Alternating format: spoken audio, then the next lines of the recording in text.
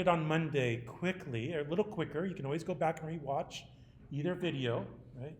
But what I'm going to do is I'm going to start all over again here, just so we go through the workflow one more time, okay? And again, I don't expect, some people will breeze through this, and some people might have to take their time and go through it methodically, right? Um, if I wish everybody had dual monitors or triple monitors. I have dual monitors in my office. It's very handy to have, my platform on one side, and when I'm watching a demonstration, have YouTube on the other side, or my browser, or whatever I'm watching on. So if you have that, I recommend, that using that as an option, right, as you go. But what I'm going to do first and foremost, when I'm making this new file, I want to be really mindful of my units. That's important, right? It's something that we usually take for granted. But then when you start to work with Rhino, oftentimes I think what you'll find is that if you leave it to default, it'll default to millimeters. Now, we work in the United States, most of us, right? So millimeters is metric, and you usually are working in imperial, so feet and inches. But then millimeters are like really tiny. Right? They're not architectural scale. It'd be one thing if we were designing that Starbucks have, and we wanted to get down the tolerance perfectly before we mass produce millions of them, right? But in this case, we're talking about architecture. We measure things in feet and inches, not in millimeters. So,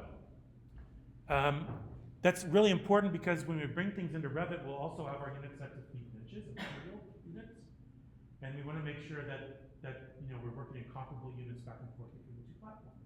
Okay? So I'm just trying to think a few steps ahead here, right? So I'm going to select large objects in feet. Large objects, something bigger than a truck, I think is what Rhino used to say when it was trying to figure that out. And all I think that does is it sort of helps it allocate memory appropriately and how much space it has in the, how much volume it wants to allocate memory in real time to, or GPU, if you're using a GPU, for power, to how much it displays in any given time, right? So let's see.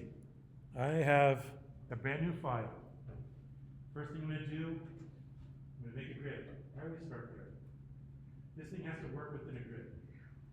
Because I know I'm going to use that grid right in Revit too. In fact, the first thing we're going to do in Revit, guess what the first thing we're going to do in Revit?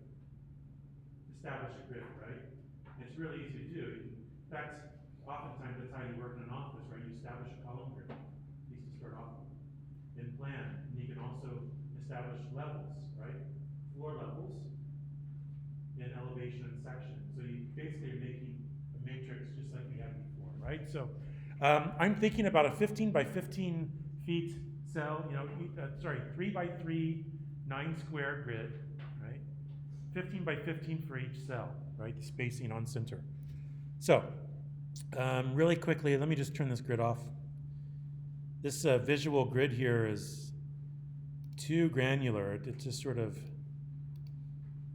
distracts me from my real mission here of drawing my own grid. And I'm just going to draw, I'm thinking about this, right? 3 cells, 15 feet each, that's 45 feet. I want a little bit of give on either side, let's say 5 feet on either side. So I'm just going to draw a 55 foot long line. 55 and then the tick mark. And now it's going to, I have ortho turned on, so now I can sort of just draw a line in either X or Y. I'll do that. Now, from here, I'm just going to simply copy. I'm going to copy a few things over, just like the move command with copy, and then I'll do a rotate and copy at the same time, right? So, copy. I said 15 feet, didn't I? 15.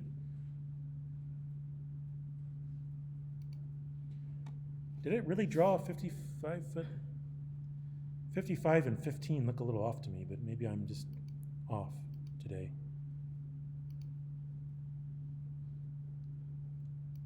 It said 55 feet. Okay, whatever.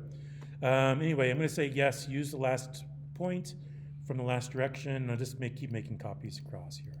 So I have 4 lines, right? That gives me 3 cells. I need a center point to rotate around. I'm just going to quickly do that. Let me turn on my O-snaps here, object snaps. There they are. I'll turn on endpoints. Form some quick diagonals. There's my centroid. It's right here.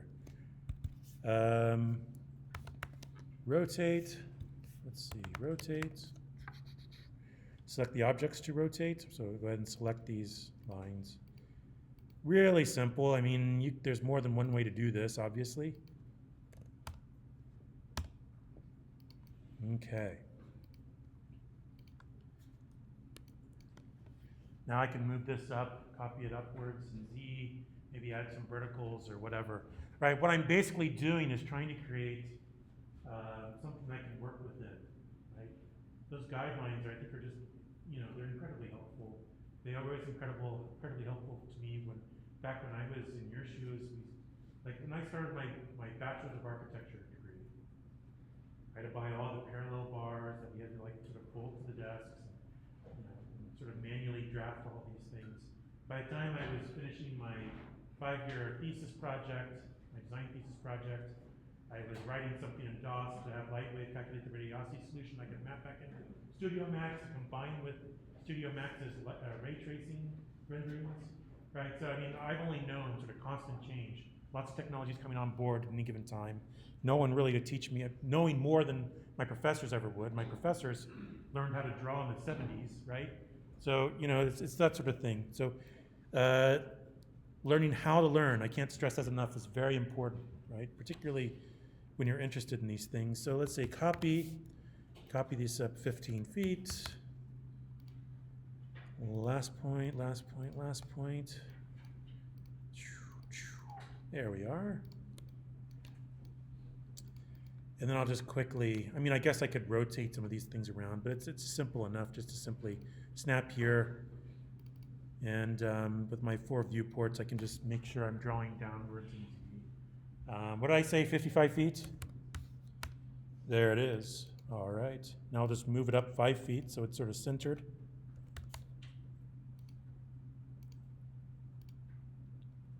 Maybe? Oh, sorry, I drew a line instead of copying this one. Move 5 feet. And then I'll just sort of copy this thing around a bit here. Let's see. Copy it from there to there to there to there. Then I'll just copy all 4 of these at once. From here to there to there to there. All right. Some of you probably look at Grasshopper and go, actually, I can build this in Grasshopper, right? Make a 15 by 15 grid. Yeah, so feel free to take some shortcuts. In fact, share. Some of you probably like getting under the hood of these things, trying to make things go faster, smoother. Save yourself some time. All right, so you guys ready to make some sub-Ds now? We did this before, but I just wanted to go through this again. All right, so whenever I'm going to mess around with sub-Ds, I have to go through these tabs and try to find the sub-D tools, right? So these tabs change all the tools I have up at the top and along the left. And here on the left now, instead of having primitive poly surfaces and solids, I have primitive sub-Ds, right? Like a sub-D box, a sub-D sphere, sub-D cone, etc., right? All right, so ellipsoids and things like that. Truncated cones, look at that. Sub-D box. And really quickly, again, remember, when you do Grasshopper, you put on a widget. On the left, there's ingredients and parameters, and on the right's the output, right? Same thing as when we're using Rhino, just natively, right? We click on a tool, the command line asks us for ingredients, right? And then it also has a set of parameters you can adjust. So we're always doing this anyway. What I want to do is make sure this X count, Y count, and Z count are all set to 3. If they say something other than 3, I can click on them, and then just type in 3, hit enter, make sure that it says 3 now, right? All right. And when I'm ready, I can draw the first corner of the base, and what's a point? And then the other corner for the base, and then define the height, right? So I'm just clicking around, snapping to the grid that I set up. That grid comes in really handy every single time. Now I have basically 27 cubes, right? But they're sub-D cubes, so there are no actual right angles. Really odd, huh? Anyway, I'm going to do the exact same thing. First of all, I'm going to go where it says shaded, right-click on that viewport label, And let's change our viewport mode to something like ghosted so I can sort of see through things. Sort of a hidden line view, if you will. And I'm just going to try to do the exact same cube. Oops. I didn't actually snap there somehow. But I'm going to try to, again, snap to just the right places here. There we are. Right, and so I have one nestled inside the other one. In fact, there's the inner one right there. Okay. And with ghost mode on, I can sort of see, you know, the geometry that's including the inside sub-D, I can sort of see through, sort of understand where things are relative to each other. So, I always forget this, damn. Putting things on different layers really becomes helpful, doesn't it? Yeah. And something that you tend to forget, right? You get in the moment, you're in the moment of trying to draw things and not necessarily trying to organize things. But let's pause for a moment.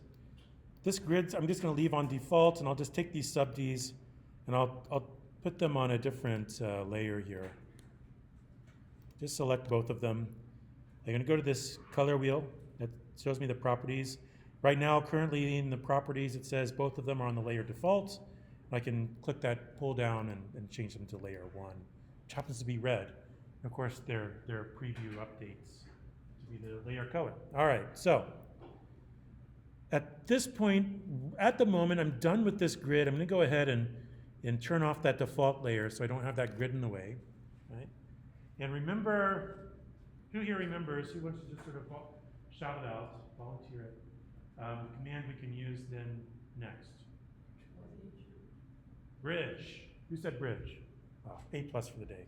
Whatever that means. All right, so anyway. Bridge, yes, exactly right. And it looks like that. That's the icon. Let's see. When I click on it, oh yeah, the command is bridge. Oh, that's beautiful. So even if you don't remember what the icon looks like, all you have to do is start typing in bridge, and it'll IntelliSense and go, okay, yeah, the first set of edges are faces to bridge. Now, you'll see that I'm sort of going underneath here, and I'm going to pick that face, and I'm just going to do this a little off-center this time, just for fun. I'm a glutton for punishment, I guess. You're like, wow, you have fun with this, huh? Okay. So I'm going to do that. I'll go ahead and do that towards the bottom. Okay. Really quickly, let me reselect that one more time. I forgot to select and then hit enter. See, it says select the first set of edges to bridge from. Now I got it, and then I have to enter, and then it says select the second set of faces to bridge to. All right, so now I can do this. Boom.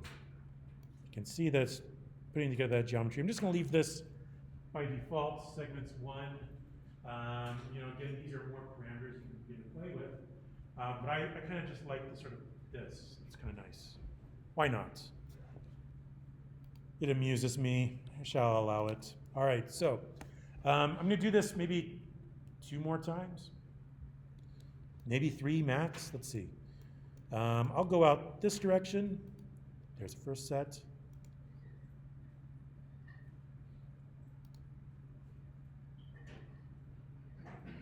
Just get in here so I can select the right face here. It's kind of annoying, right? Have to get in here. There we go.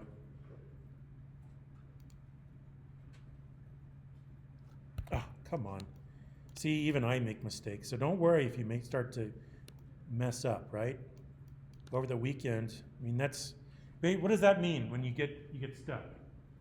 It means you're challenging yourself and you're learning. Sometimes you learn things the easy way, and sometimes you learn things the hard way, right? We understand that. So don't get frustrated. Hopefully you don't get frustrated if you get stuck. That's what my job is the next time we meet, is to help you get unstuck.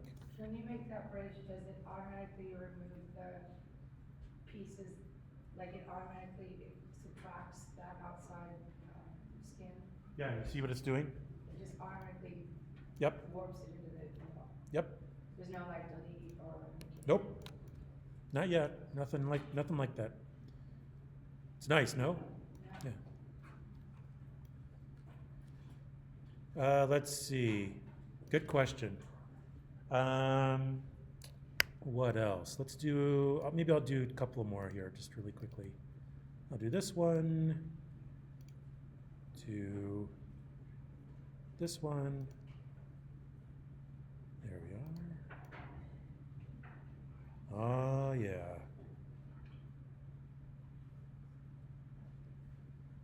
And maybe I'll do one more over here somewhere. Okay, so again, this is just review from what we did on Monday, but I think it's helpful to see it more than once sometimes, right?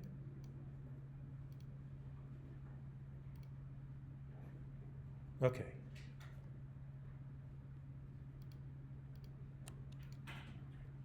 Oh, come on.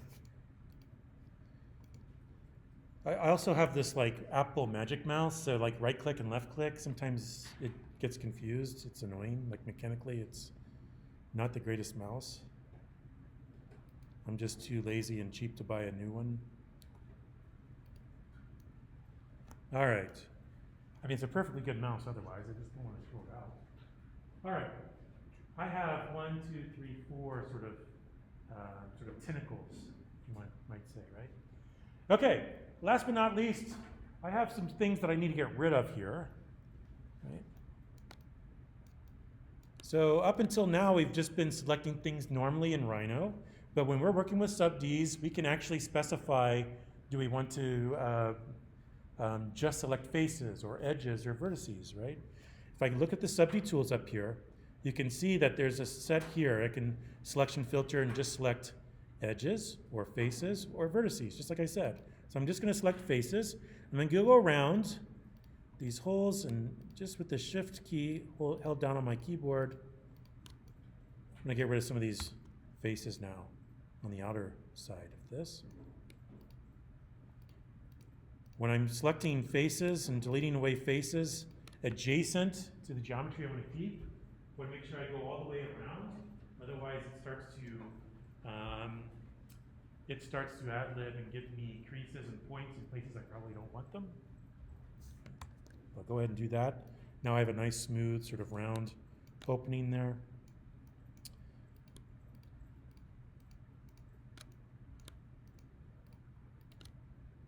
Do you have the gumball on? I'm sorry? Is the gumball on? I don't know. I'm not moving anything though. I'm just selecting things and then hitting delete. The gumball automatically. You can see, right? Like I deleted this away, but it's adjacent. So watch what happens here. Oh, no, it actually smoothed out. I'm just hitting delete each time. I mean, yeah, it looks like the gumball's on, but I'm not moving anything around or using it in any meaningful way at the moment. Does that answer your question? Yeah, she did.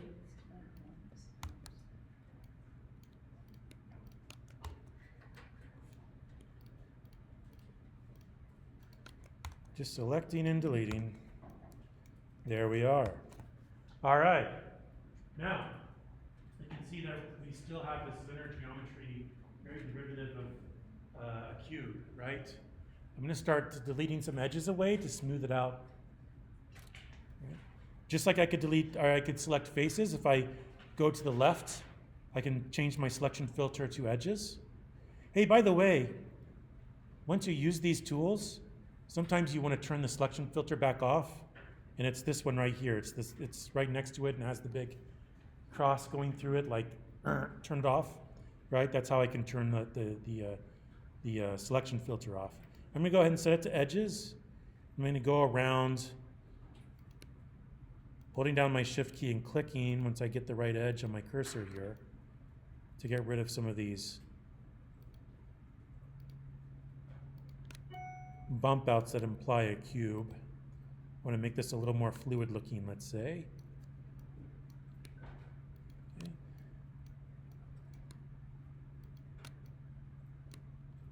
This one for sure. Wow, look at that. If I accidentally select the wrong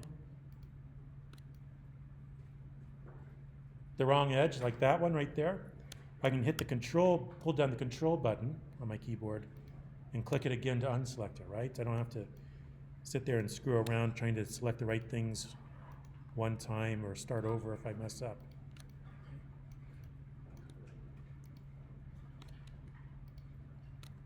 Just going to go ahead and start deleting some of these things away as I go.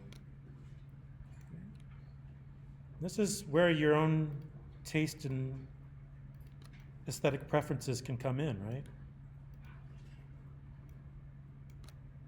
I mean, this is what the computer gave me, but what I want is what I want.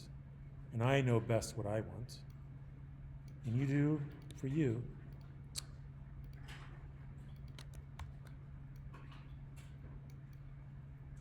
All right, that's a little better. I'll leave it at that for, I'm kind of happy with that, honestly. For me, anyway. All right.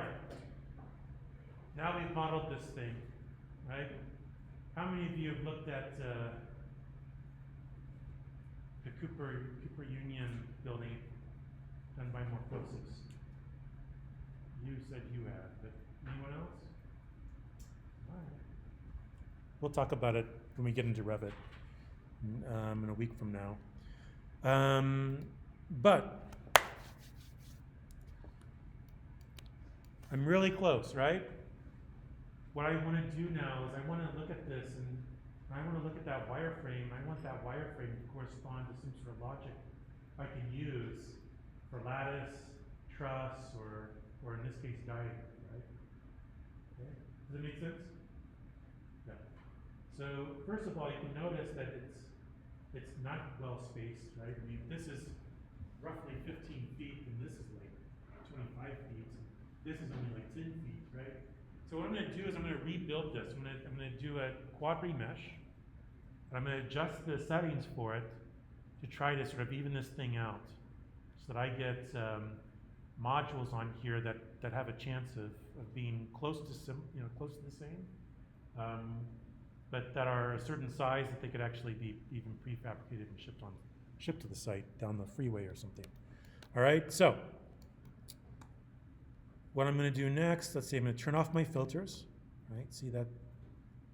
Here I can specify if I just want faces or edges or vertices. I'm just going to turn the selection filters off. And I'm going to go to quad remesh. It's this one right here. And select this. Where it's quad remesh? Right here.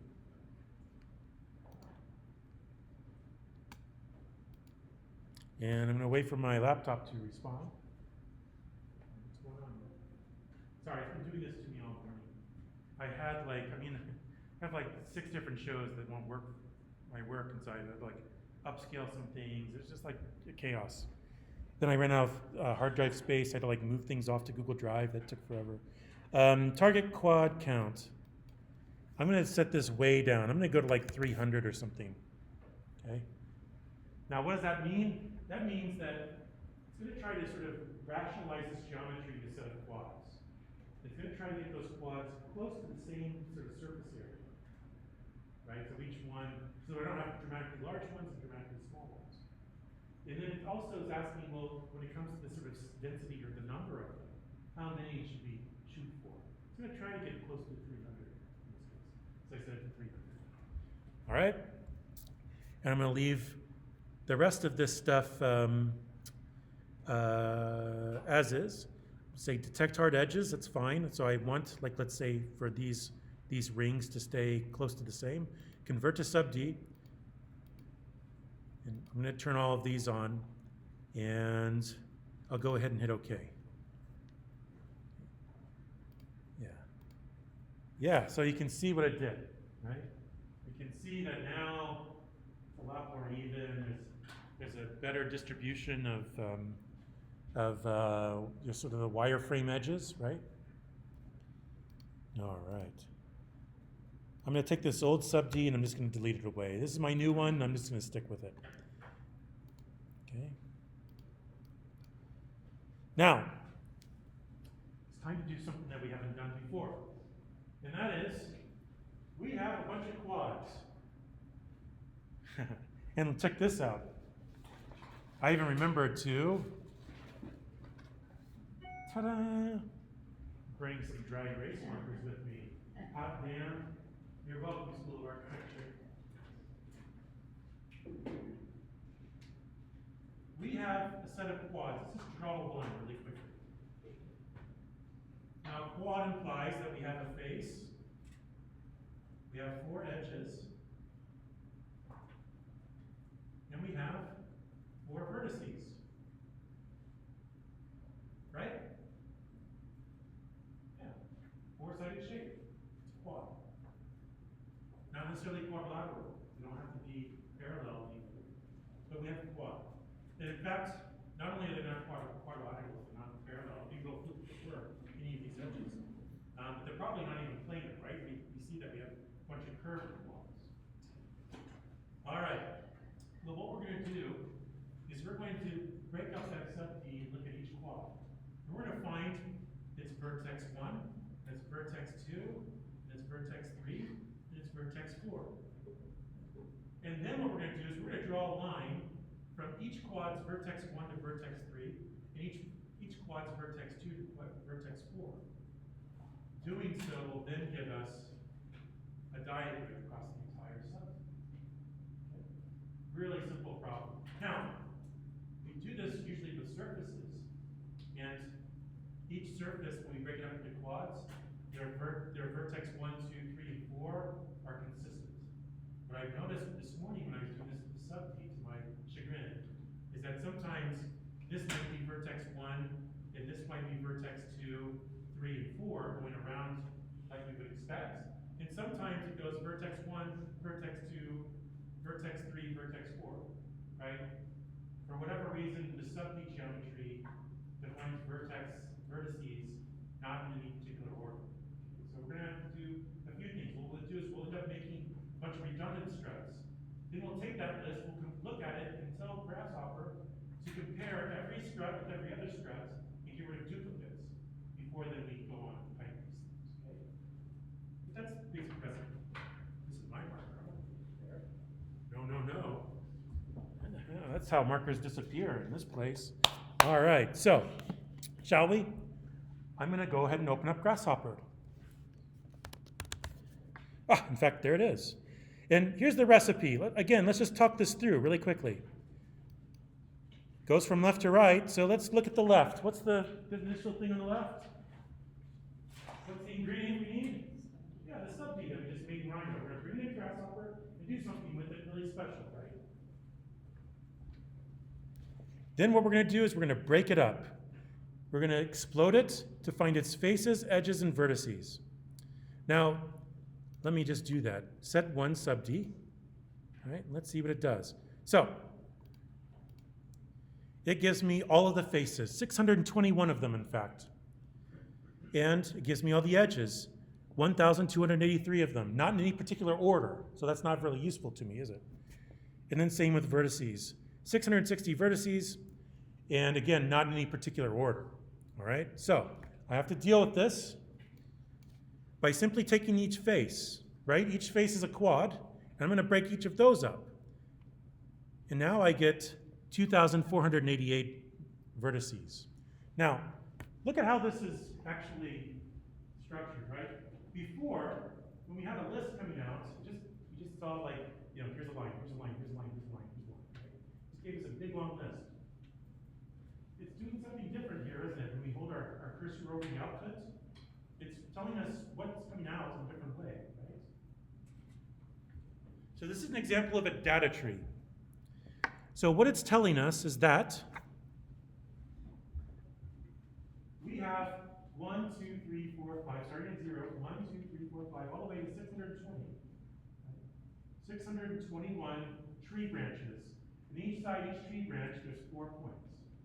This corresponds to how many quads there are. And this is the 4 points, or 4 vertices for the first quad. And this is the 4 for the second quad. So what we have is a list of lists, right? Now they're actually in an order we can use, in other words. Does that make sense?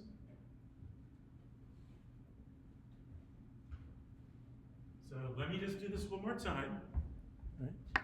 We plugged into this 621 shapes, right? 621 quads. And now what it's telling us is that we have branch 0, the first one, all the way to 620, which is 621 because we start counting at 0. Isn't that annoying? Computers start counting at 0 instead of 1. So that we have 621 branches, right? And each side each is the 4 vertices for each of those spaces, 621 spaces. Then what I do is I look inside each of those tree branches and I just get the first item. You can see that their points start to highlight. And then the second vertex, and the third, and the fourth. And then I start to crisscross them by connecting the dots. And that gives me a diagrid structure. Right? So if you wanted, it's 4, but if you wanted to put 6, it would be 6 of the, after you explode it, when you put the. We'll do this in sequence. Plus it's being recorded so you can watch it. But I mean, Plus, is I'll have the 4 example like file. this, number, or is like however you want? These are quads. So they're always gonna have 4 vertices. So you always make it attached to 4, is that okay? What I'm doing is I'm saying, let's get the first vertex and the second, third, and fourth. First, second, third, fourth. Then I can start to connect the dots in different ways with lines. Again, we'll talk about this in a moment. Yeah, what was your? What was the first the widget, the B? This one? Yeah. Explode, right? So I explode the sub-D into faces, edges, vertices. Then I take the faces and I explode those just to get the vertices in an order where it says this is the first quad, here are the 4 vertices for it. And the second quad, here's 4 vertices. Third quad, here's 4 vertices. So it's actually organized as a data tree rather than just one unwieldy, cumbersome, unorganized list. Okay? I mean, that's how to put it. I don't know if that makes a lot of sense now, but once you start to play around with this, I think you'll, for some sooner, some later, but it'll start to make more sense, okay? And then from here, I don't know if you guys have this tool or not. I couldn't find it, but I just double clicked and started to type in duplicate.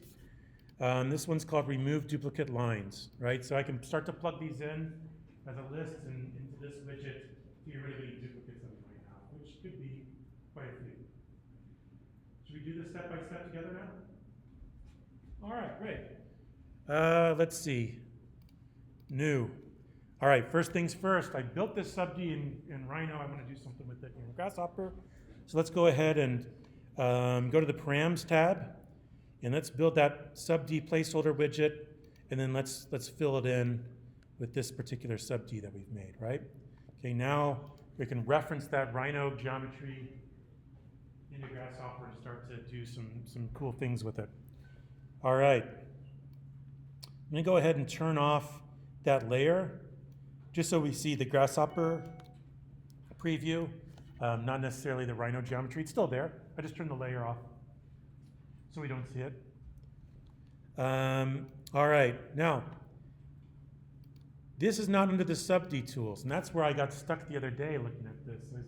I can get edges, and I can get vertices, but it's all just, again, one big honking list. I don't know how to match up vertices in a nice, orderly fashion. So what I did is I went to the normal surface tools, and we'll use this in Project 3 a lot, but I used, let's see, you can get edges, you can get faces, deconstruct BREP, right? So what this does is it explodes our sub-D into its requisite faces, right? There's 621 of them, edges, 1,283 of them, and vertices, 660 of them. Why is there a different number of vertices versus edges? Because vertices and edges, they sort of share, so it's not actually making redundant ones. It's similar to my example that you gave at the beginning. Yeah, exactly. Yeah. Right. So if you look at how many cells there are, but then you start to look at shared edges, shared vertices, right? That's where the numbers start to differ back and forth, because it's not going to show, it's not going to put 2 vertices that are the same in the same list. It's just going to count once. Right? All right, and that's a problem. If I have 660 of these and I want to start connecting this one up to this one and that one up to that one, I don't have any way to do it with this list, right? What I want, again, thinking about this sketch over here, I'm going to take each quad and find its vertices and start to connect them up in very specific ways, right? Now, I have 621 faces. Right here. And so I'm just going to plug those again into the explode or deconstruct BREP. Deconstruct what? It's, Right. it's there. All right. And what's it going to do? It says, okay, this component ran 621 times. I fed in these 621 quads. And inside each one, it's going to find the base and the edges and the vertices. And look now at how when we fed in one sub D, right, it gave us all the vertices in just one big unordered list.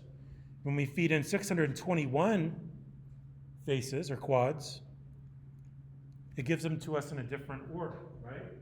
So now it says, you have 621 quads. 1, 2, the first, the second, the third, the fourth, all the way to 621st. Right? There's an arrow here saying, I'm not going to list all of them, but once I get to 10, I'm just going to sort of, dot, dot, dot. And then inside each one of those tree branches, I have 4 vertices. Right here. 1, 2, 3, 4.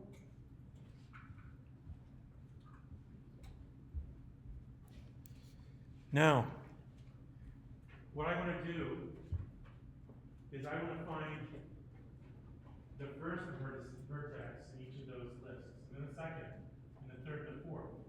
If I do that, then I can start to connect them up. Does that make sense? I'm doing it here at one time. So I'm going to go into each of these lists and pull out the first value. I'm going to go into these lists and pull out the second value, and make a set of lists, and then start to connect them up. All right, so. Again, not that you would necessarily dream that this is where it's at, but again, this is being recorded. Over time, you'll start to understand, right? What we're dealing with are lists and trees. So we go to our sets and we can find lists and trees on opposite ends of the tools here. Right?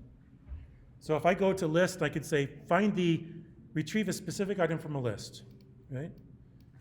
I think you guys probably did this or was shown this in some of the introductory videos. We were just dealing with lists, right? What does this want? Well, let me put my cursor over it. Sorry, I keep walking back and forth. A list, right? And then what does it want? It wants which item, right? If we want the first item of a list, normally you would think we put in 1. But because computers start counting at 0, we have to put 0. And then the second item, we change that index number to 1. The third item, we change it to 2. Fourth item, we change it to 3.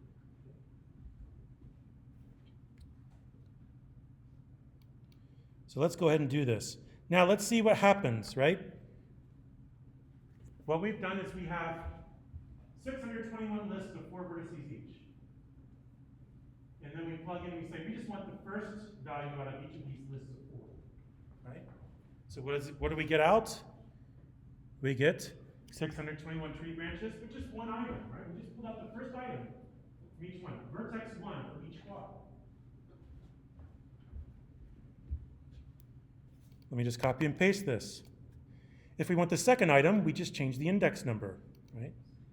It's just like when you add bullets and numbering in Word, right? Except Word, you start counting at 1, right? 1, 2, 3, 4, 5, 6, right? When we actually use programming and coding, right? Computers start counting at 0. So the first item is going to have an index of 0, second item an index of 1. All right, so I'll just go ahead and change this to 1. Just copy and paste this a couple more times, and I'll go ahead and do 2 and 3. All right. Now the good news is, you don't necessarily have to dream all this stuff up from scratch, right? You're recording this, you have this at your disposal to sort of understand, go through it yourself, see what's making sense and what's not making sense.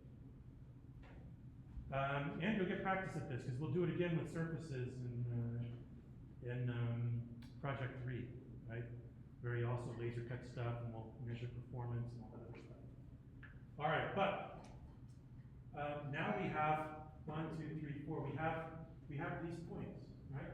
So I'm going to connect vertex 1 to vertex 3, right, with the line.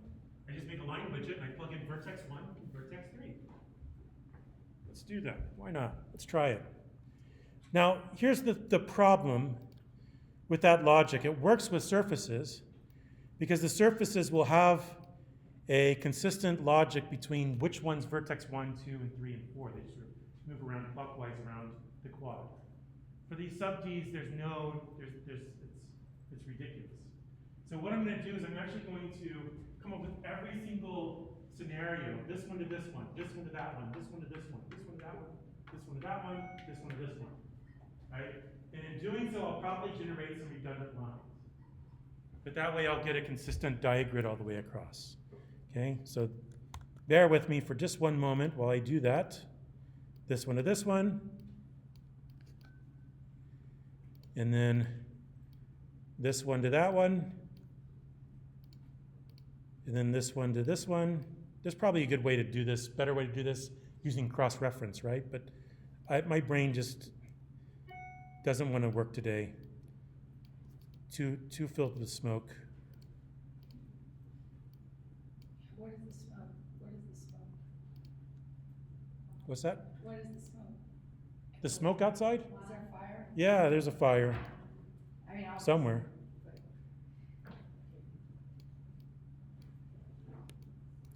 My guess is San Bernardino area. Right? So that's the logic here. Now, I have a bunch of lines, and look what happened, right? As soon as I plug in, it's really easy to sort of say, find a face and edge and vertices for one surface, right? And it comes out just normal. Right? However many vertices I have and edges. As soon as I start plugging in a list of those things, then it starts to turn the rubber bands to dashed lines and become data trees to sort of organize them. So remember, it's not that I have 621 times 4 vertices just in some random order, but that I have these 4 vertices for this quad, and then next 4 vertices for the second quad, and then 4 vertices for the third quad, all the way on to the 621st. All right. Well, what that means is that here at the end, I have everything arranged in data trees, right? Sometimes I want to flatten a data tree back into just a regular old list. That's what I'm going to do. I'm going to compile all these into one widget, right? Flatten it all together into one list, and then feed that to the widget that sort of looks at all the lines in a list, compares them all, and gets rid of the duplicate ones. So, first things first, I go to my parameters tab. These are all, lines are all curves, right? They're just curves with a parameter of 0 curvature, right? So let's see. I'm just going to hold down the shift key. I'm going to plug in all of these things to this curve widget so that I compile them all in one place.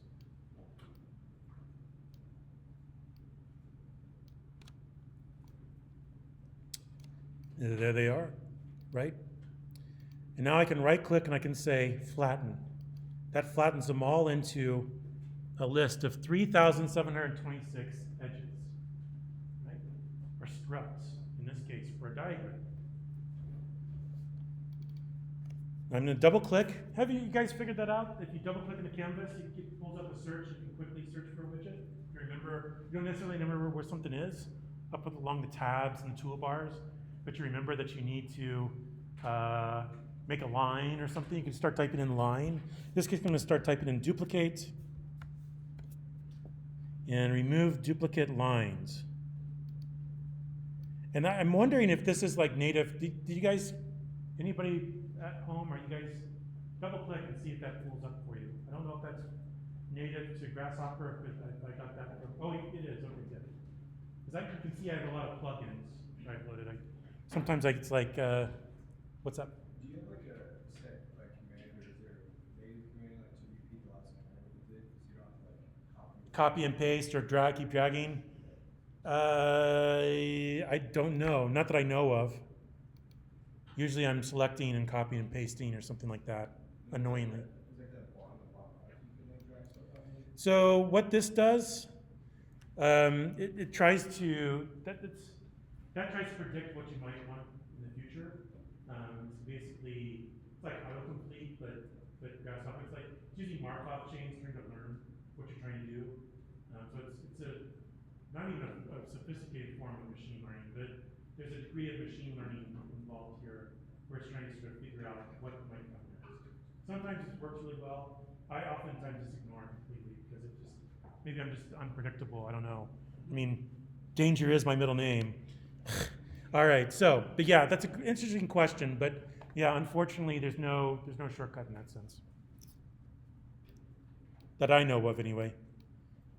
So we went from 3,726 lines. We got rid of the redundant ones, the repeats. Now we're down to 2,529. That's a big difference. That's helpful. And now that's what I'm actually going to plug in. Finally, I'm going to go to the Surface tab. And there's a number of different things we can do here, but one of them is pipe. And I'll go ahead and plug these into a pipe. Of course, that's the ingredient at once. Now the parameter once the pipe radius. I'll go ahead and make a slider for that. Again, remember, this is in units of feet, so 0.25 feet would be what? 3 inches, right? Right? Okay.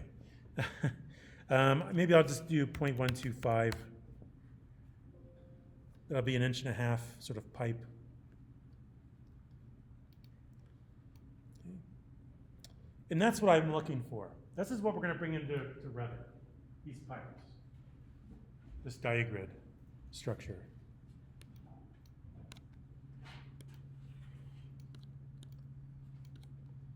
I'm going to go ahead and turn these previews off.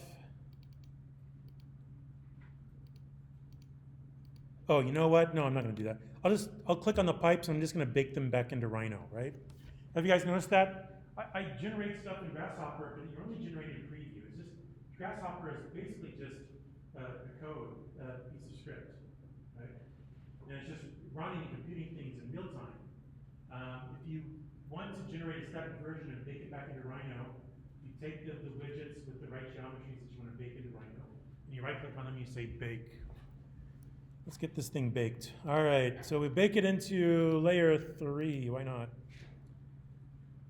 And now I have a static version of it, just a minute, inside Rhino. And of course I can go back into Grasshopper, change the parameters, rebake another version out. But again, when it comes to the Grasshopper thing, you're basically, when you save that GH file, all it is that line mark. All it is are the nodes and the rubber bands. And underlying that, it's actually writing the script for you in C#. Now, what was the question? I just wanted to know how, because I didn't see how you got to the bake menu. Yeah, right click on the widget. Oh, right. And then click bake. Good question. Another question? How can I get the baking to be live? So whenever I manipulate it, it also manipulates. Sorry, repeat it. I didn't hear what you said. So if you make it, is there a way to like map it back to Grasshopper? So that way, whenever you manipulate it, it will automatically manipulate what was baked. Well, every time you bake, you're basically putting static geometry into Rhino. That Grasshopper disassociates itself Okay. afterwards. So there's nothing stopping you from taking, like for instance, are you saying to take this and bring it back into Grasshopper? Because if so, I just wouldn't bake it. I would just take those widgets and continue to use them as ingredients for other analysis tools or whatever. Okay. So I'm not sure if I addressed your question. I'm not quite sure if I understand what you're asking. Kind of. But it's really, I mean, here it's like, what you can't do is create a circular argument, right? Yeah. Okay. So if it's already in here, then I can reference it into Grasshopper.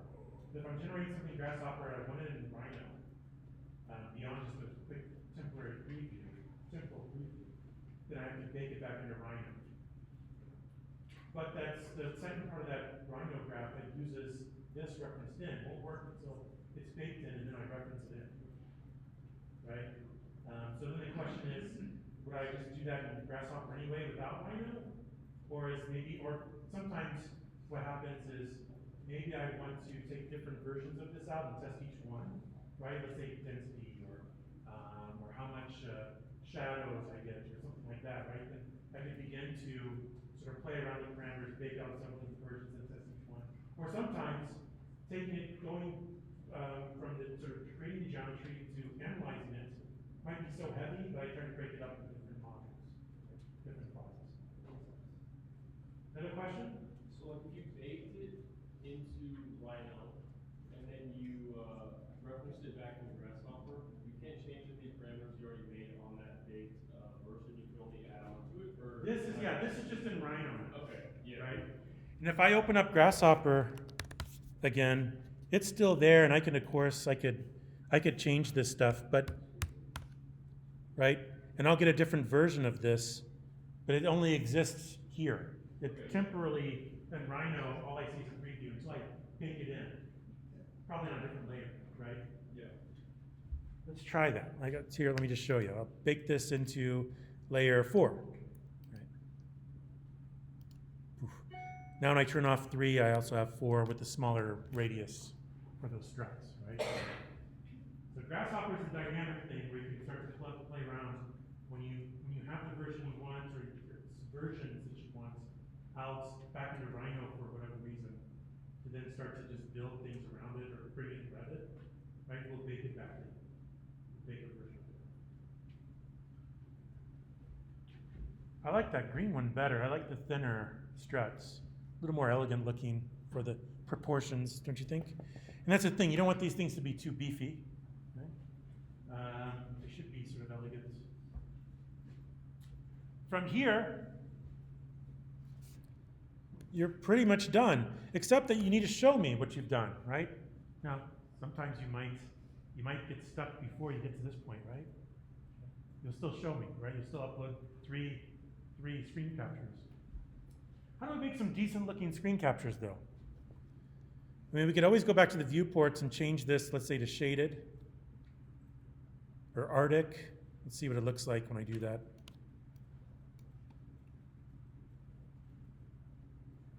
Did it do it? Oh, sorry, rendered or Arctic? Yeah, shaded. That didn't help. Right. By default, I think it also adds a pseudo ground plane that can, have some soft shadows cast onto it. The quality is a little chintzy, but down there at the bottom. What is that? And of course, you could always start to find some sort of interesting dynamic thing to sort of look through for, out of the 3, you want one that sort of shows it overall, and then 2 others that just sort of show wherever you want, right? I'm sorry, what just happened? What did it turn on? What did you hit? I missed that. Oh, I set the viewport to rendered mode. Oh.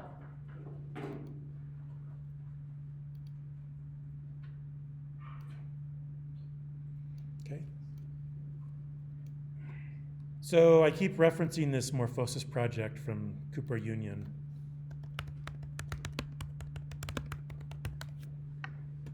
And I'll just quickly show you that. I mean, okay, the envelope is sort of cut in a couple of different ways, but this is basically just a set of panels with the perf pattern in it, right?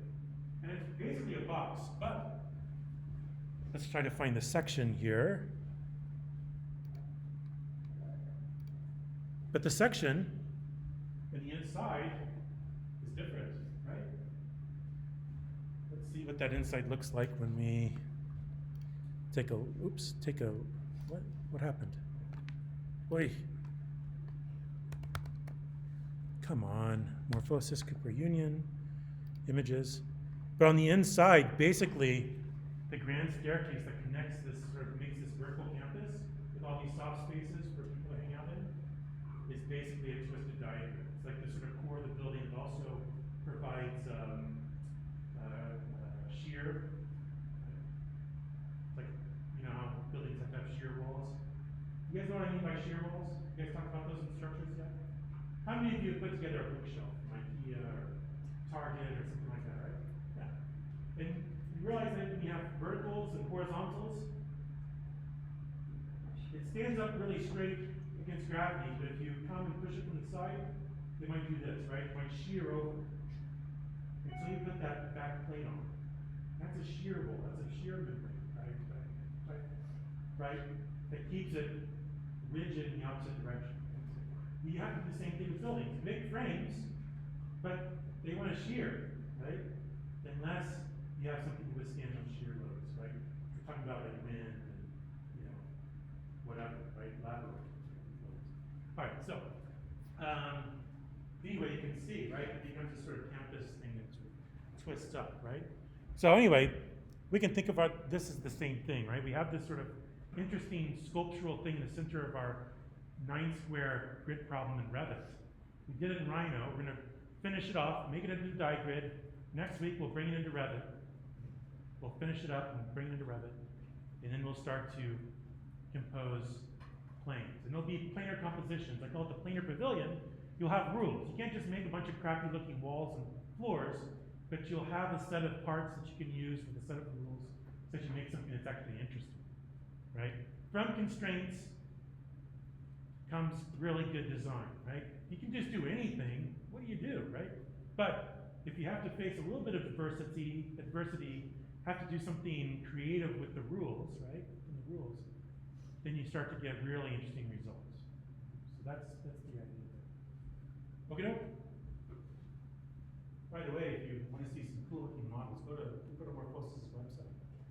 There's one that hinges, opens up, and 2 sort of section chunk models.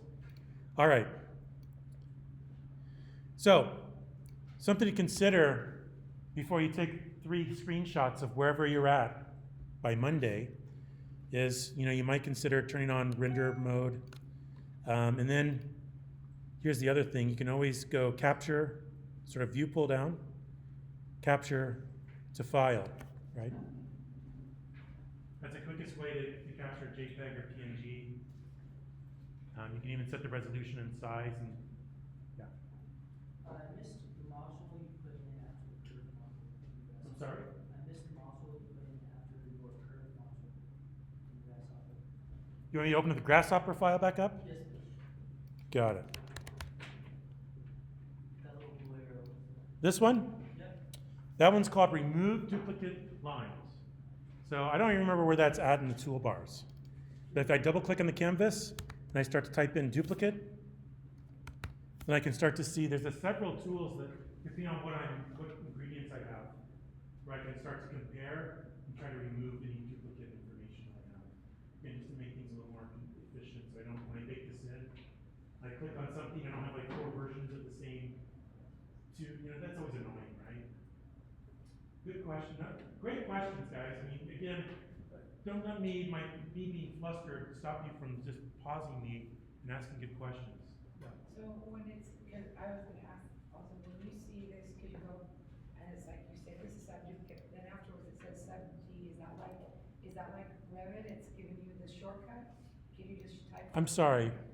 Are there shortcuts in Grasshopper? Cause it keeps showing that like parentheses sub-D, parentheses CRD, is that like Revit? You can just type it and it appears, or you have to find the tool?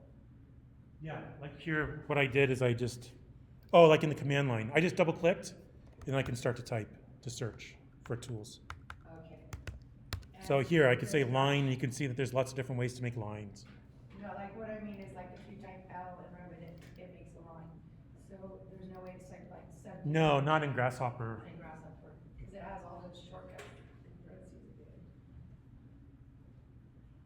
Did you see? Where? Well, like if you bring up the sub, you bring up the anything, and then I'll show you What do you mean? anything. You mean like hold my cursor over it? Yeah, or see, afterwards it says like Q that's not a shortcut. Not that I know of, I don't know. Or after what is the ones, the sub, No, not in Grasshopper. no You're shortcuts. You have to find the tools. or double click and search. And search for it, okay. Yes, This is part 1 for project 1, right? this is the end of project 1. This is the end of it? Yeah, when we get to next week, when you guys have sub-D and you try to diagram it, we'll take the rest of the week to make sure everybody's diagramming it, then project 1's over. Now we'll take this and we'll bring it into Revit for project 2. I thought that the rest part was the same for project 1. Everything's building on itself, at least for the first 2 projects. We won't just like throw this on the shelf and say, forget it, about it later. We'll use this in Revit next. And the idea is that in project 1, we learned some of the superpowers of Grasshopper. In project 2, we learned some of the superpowers of Revit and how those two things work together. Right? Does that maybe help a little bit? Setting the table for what's going to come? Yeah. Okay, good. All right. I am going to go ahead and end the